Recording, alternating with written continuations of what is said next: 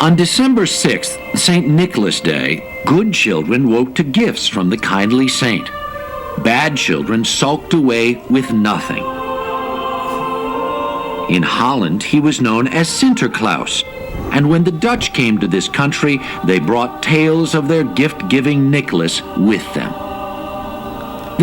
Okay, so Saint Nicholas is a Catholic bishop. Okay, this is the origin of Saint, the original one. Okay, but we know though, in its truest form, in its purest form, he's actually Odin. Odin. He's a pagan god. He was Odin. the original. Okay. Yes. All right.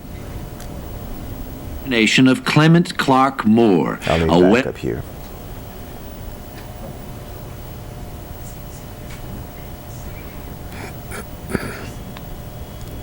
Tales of their gift-giving Nicholas with them. This quaint custom caught the imagination of Clement Clark Moore, a well-heeled Episcopal minister in New York City. In 1822, Moore wrote a poem for his children about a good-natured saint who came down the chimney on Christmas Eve. 'Twas the night before Christmas, and all through the house not a creature was stirring, not even a mouse. The stockings were hung by the chimney with care, in hopes that St. Nicholas would soon be there. Moore dreamed up Dasher, Dancer, and the rest of the reindeer, along with Santa's entrance through the chimney. But at first he was embarrassed by the poem. He worried it was too frivolous for a man of the church. Clement Moore was a minister. Here a minister, who should be on the other side, is promoting a secular Christmas with reindeer and all the rest of it.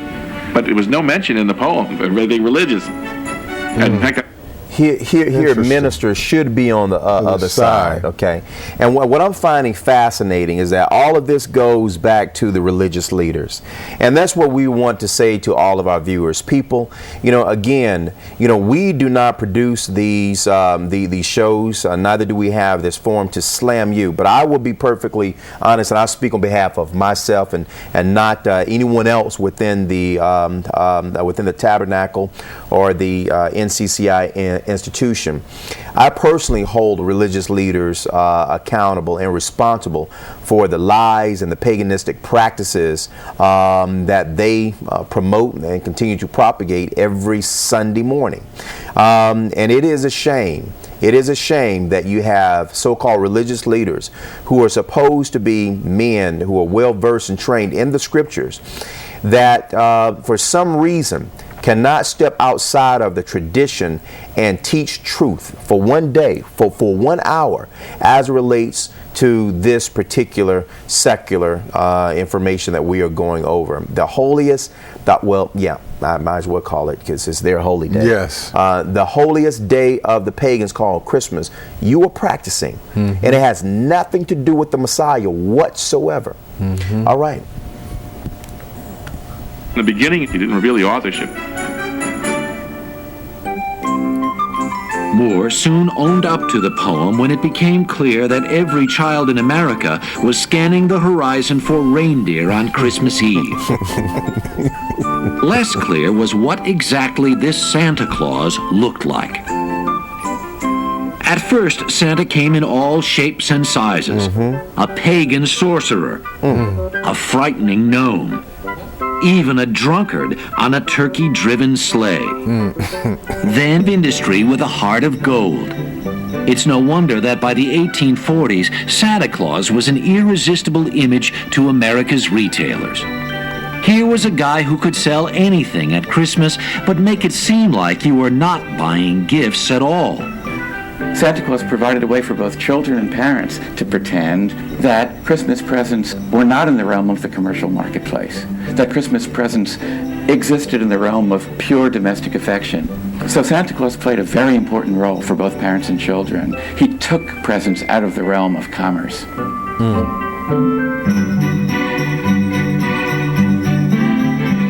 If the image of Santa could sell merchandise, retailers soon figured that a real-life Santa would boost sales even further. Santa has been showing up in department stores since the mid-1800s. And since then, nothing has loomed larger to a child at Christmas than this annual pilgrimage. You want to talk to Santa Claus, where do you go? You go to the shopping mall. Now, this is strange for a saint to be living pretty much full-time in a department store.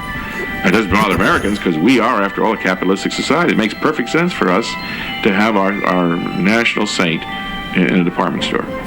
That's commercial sense for us, dollars and cents. Dollars and cents. A celebrity of this magnitude obviously needed a sidekick. In 1939, Robert May, a copywriter at the Montgomery Ward department store, dashed off a promotional children's book to lure Christmas shoppers into the store. May's story told of an ostracized reindeer with a big red nose. Poor Rudolph. Where most reindeers' noses are brownish and tiny, Rudolph's was red, very large, and quite shiny. This physical, shall I say, disability turns out to be an asset because it's a foggy Christmas Eve. This fog will be hard to get through. And this light on the nose enables poor old stumbling Santa Claus to get through. Then how the reindeer loved him as they shouted out with glee. Rudolph the red-nosed reindeer, you'll go down in history. So you have this handicapped sort of child figure helping the benighted parental figure make Christmas possible. Rudolph brought Christmas full circle. It was now the children who really made Christmas possible.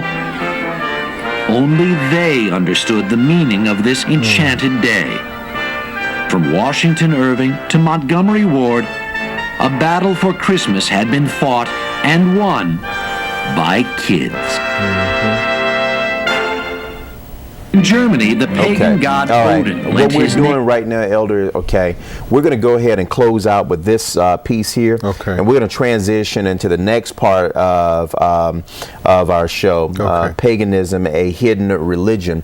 But let's just go ahead and do a summarization of the actual show here by analyzing this clip here. Early Germans were terrified of Odin, whose nocturnal flights decided who would prosper or perish in the coming year. Later, we'd see another Christmas sky rider, Santa Claus. But for now, staying inside... Okay. So what we just saw here is, we go back to Germanic mythology, and we see a pagan god named Odin, who later came over as Santa Claus. Yes. Okay.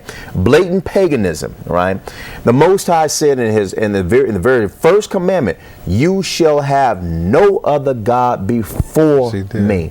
No other god before me. Odin is a pagan god, right? But what I find very interesting too, though, Elder, here's another secular piece of information. Abiyah, do they also call Santa Claus Kris Kringle? Are y'all familiar with that? Okay. Here's some secular information regarding Kris Kringle. Kris Kringle, 1830, actually Christ Kringle. All right, here's the etymology behind Kris Kringle.